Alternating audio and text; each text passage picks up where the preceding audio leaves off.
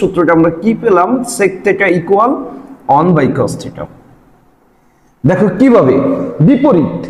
এরপর দেখো আমরা tan এর সূত্রটা তৈরি করব, tan θ ইকুয়াল কি 1/cot θ, ওর বিপরীত আছে cot আর মাঝে কি on আমরা প্রত্যেকবার নেব। তাইলে আমাদের tan এর সূত্র কি, tan θ equal 1/cot θ, sec θ cosec θ equal 1/sin θ। যদিও আমাদের বইতে এই cosec θ টা দেওয়া আছে, এর সূত্রটা কি, কিন্তু তুমি চাইলে দেখো নিজে একটা সূত্র বানাতে পারো। তার মানে sin θ সূত্র কি 1/cosec θ। এরপরে আমরা আসি cot θ। তাহলে cot এর সূত্র কি হচ্ছে, এই cot θ, cot θ।